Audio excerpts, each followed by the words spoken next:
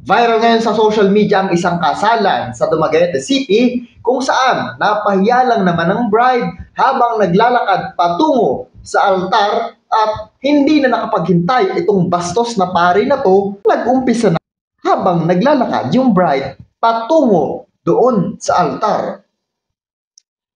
Grabe, hindi ko mapigilang mainis dito sa pari na to. Sobrang bastos mo, father. Promise. Yung first time nang mangyari sa buong buhay na ikasal ka, doon mismo sa araw ng kasal mo, napahiya ka pa. Isang beses lang mangyari yung father. Bakit hindi mo pa pinagbigyan kung naiinis ka ng araw na yon? Bakit? Kung sabihin na natin na late yung dalawa, yung mga ikakasal, bakit kailangan mong ipahiya yan? Hindi ka maka-Diyos, hindi ka makatao kung ginawa mo yan. Promise ko sa iyo yan. Bago ang lahat, ako po si Boy Sausaw, ang Sausawero sa issue ng iba. Kung hindi ka pa nakasubscribe, mag-subscribe ka na. At kung hindi ka pa naka-follow sa aking Facebook page, i-follow mo na yan. So, wag na natin patagalin pa. Bakit nga ba nangyari itong ganitong kasalan na dapat ay isang masayang kasalan ay naawi sa isang bangungot? Nakakaiyak, hindi ba?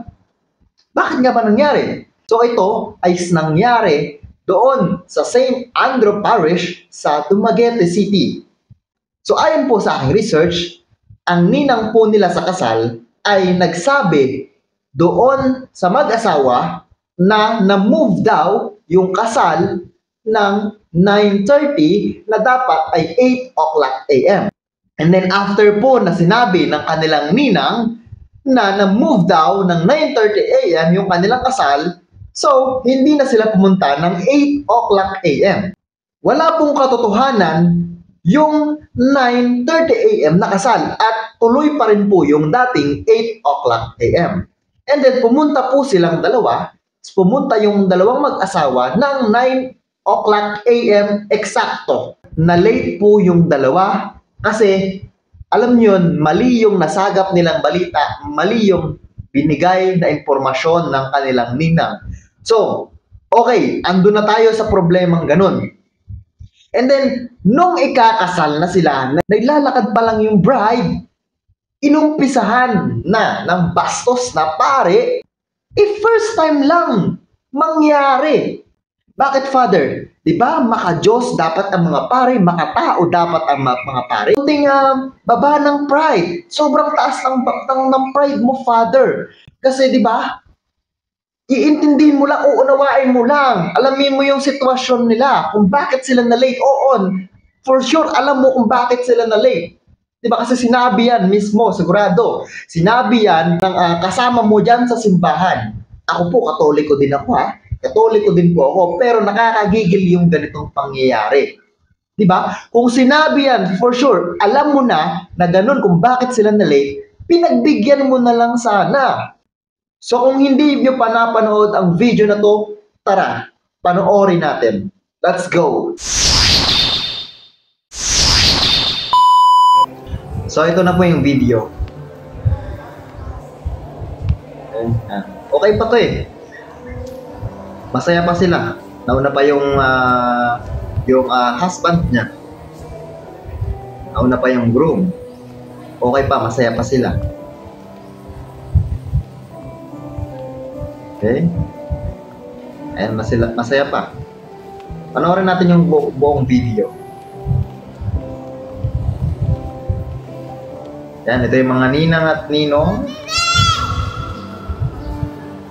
Diba? Okay pa yung lakad nila, oh. Diba? Dapat dito pa lang kinumpronta na nung father na bilisan nyo. Oh, dito wala eh. Parang may balak siya, may pahiya talaga yung bride.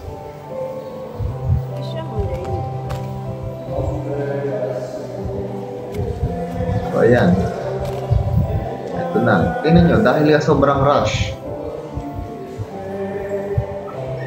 Ang bibilis na ng lakad nila. Tapos itong mga abay, ito, parang nahalata ko na dito na binilisan na mismo. Pinabilis na kasi, tingnan nyo, sabay-sabay na sila. Na dapat itong mga to is partner by partner. Diba? Kasi naranasan na rin namin ikasal at naranasan ko na yung mag-abay. Partner by partner dapat yan, isa-isa lang. Hindi pwede yung sama-sama sila.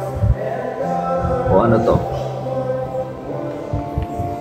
Bridesmaid, siguro. O, tingnan nyo, parang, yan, ito na yung babae, yung bride. Ito na siya. Okay? Yun na. Nagmisa na si Father. Okay?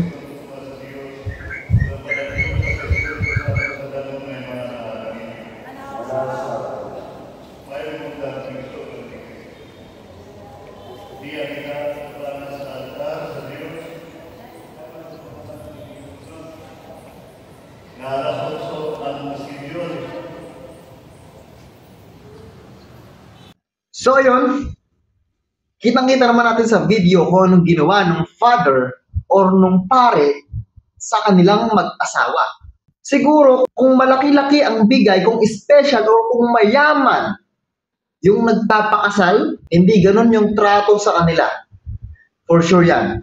Kasi nakikita ko, pag mga artista yung ikakasal, alam niyo yun, hindi ganito yung ginagawa sa kanila. Special yung dating.